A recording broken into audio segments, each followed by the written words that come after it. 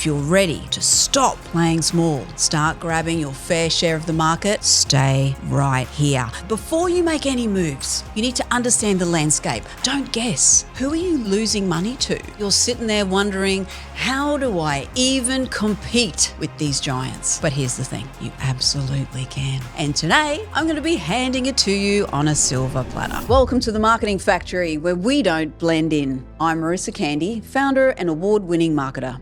And for over 2 decades, I've helped businesses think differently about their marketing and achieve powerful results. In this podcast, I'll share proven strategies so that you can create profitable marketing campaigns that drive real impact for your business. Ready to turn clarity into action? Let's get started. Let's be real for a second. Your brand is getting crushed.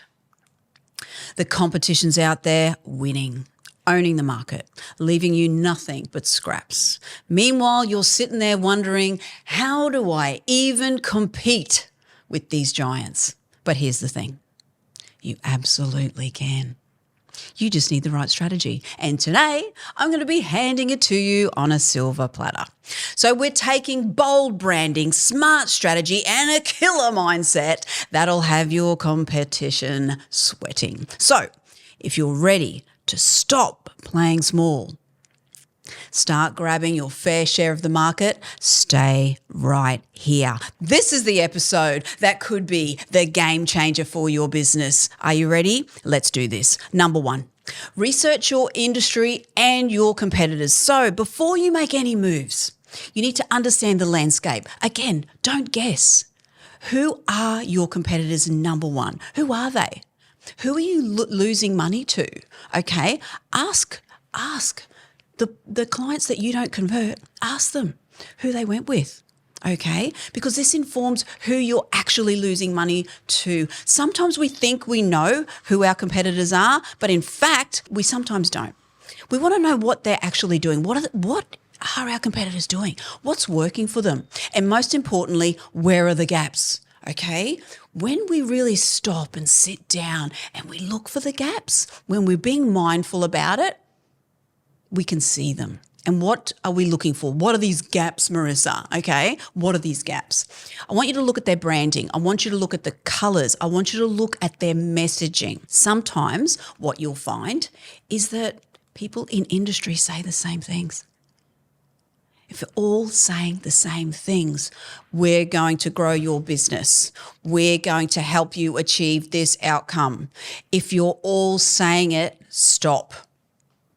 Because there's a huge opportunity to say that and have the same feel and get people to an outcome differently. If you're in the accounting industry and everybody is using blue in their logo and all their messaging and all their marketing, and you look around and you don't see anybody using green, purple, red, hello, that's an opportunity. Okay, these are the gaps. So I want you to look at their branding, their color schemes, their messaging. Put them out in front of you so that you can see it. You can see it and suddenly these gaps can present. Okay, look at their customer engagement too, all right? So one thing is that we look at our own customer engagement. We go, oh, what's performed well? What's doing well? What are people engaging with? But do it for your competitors as well. What are they saying that's doing well for them? What are they missing? What are they overlooking? Tweak it, change it, put your flavor on it, okay? And you could potentially grab a hold of something that's trending, grab a hold of a gap and make it look like you and stand out and be different. Now, customers get used to seeing the same thing over and over, right? You've seen it, you kind of feel like you've seen it again. You've seen it, you don't really pay attention to it when you see the same thing over and over again. So predictability in an industry is your opportunity to disrupt it, okay? Remember what I've just said. Predictability in an industry is your opportunity to disrupt it. So now I want to go into a case study of one of our fantastic clients. This is a real life example of our amazing client, My Meals. Now, all of our clients are amazing, of course, I'm going to say that, but this one is, no question, amazing. Just quickly, if you're a business owner struggling to see results from your marketing, or you're overwhelmed by the thought of marketing your business, we can help.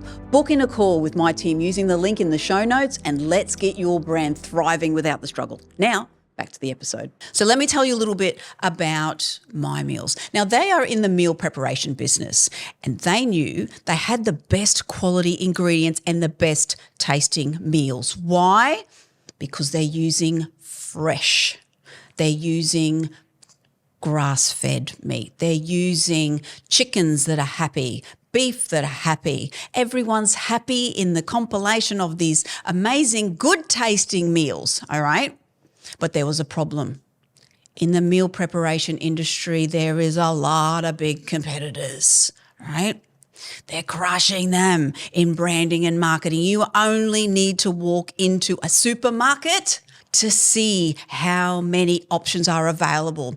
Go into the fridge section, they're all there. Go into the freezer section, they're all there. Everyone is jumping on board this bandwagon. Now, when My Meals first came to us, their business was called Meal Machines, with the tagline, fuel yourself. It was cool. It had a little cog, kind of, like a machine, because that business at that time was targeting people that were using it as performance, gym goers. It made sense, right, to that. But when our client purchased this business and they wanted to appeal to a broader audience, because of course there's opportunity in that, right? Expanding the audience is great opportunity.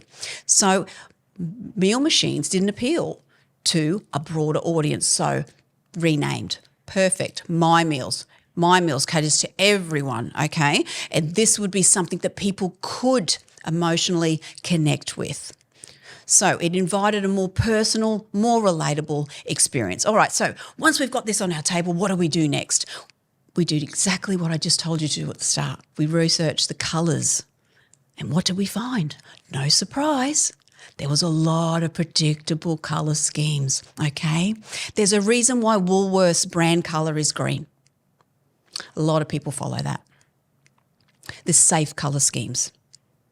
Foods, there's a lot of them that were coming out with the same colour schemes, okay? So what do we need to do?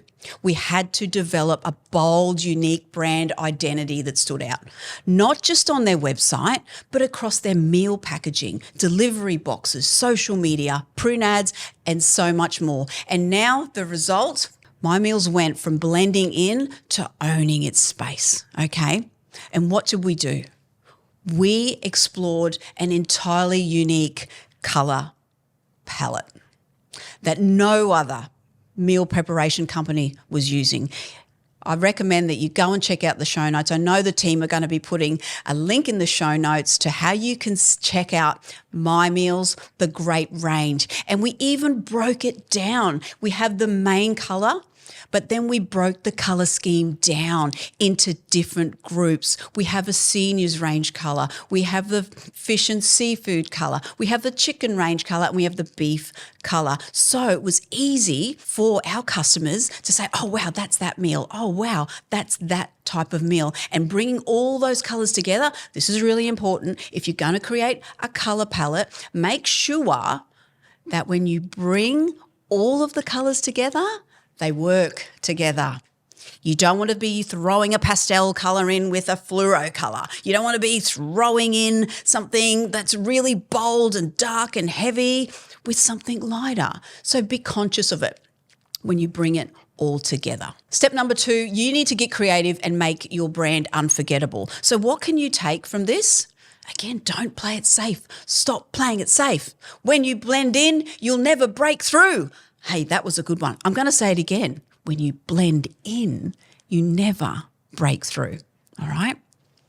Use unexpected colours that your industry just don't use, because that's how you're going to get noticed. Your marketing doesn't have to work as hard if you are creating your own island. You're bringing traffic to you just by standing out.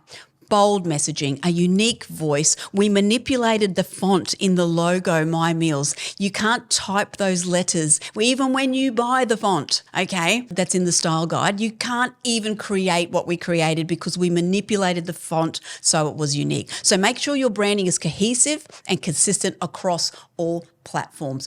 Marketing just isn't about shouting louder, okay? It's about making an impact. You want people to remember you and, most importantly, believe in what you are offering. If you have the best product or service, back it up with a brand that really proves it. And our final takeaway is this. I don't want you to be intimidated by the big competitors. They might have the big budget, but you, the small business owner, you, the marketer, have the agility and creativity to outmaneuver them. What will take the big guys months to turn around, make a decision about? You can do it in a matter of days, if not weeks. Do your research, stand out, get creative, and most of all, don't settle for the crumbs that they're going to leave to you. Go after your fair share of the market with confidence. See you soon. Thanks for tuning into The Marketing Factory. If today's episode helped bring clarity to your marketing strategy, please leave a 5-star review on Apple Podcast or Spotify. And don't forget to subscribe on your favourite platform. Stay connected with us on the socials at The Marketing Factory or at The Marketing Factory AUS, and let's keep turning clarity into action.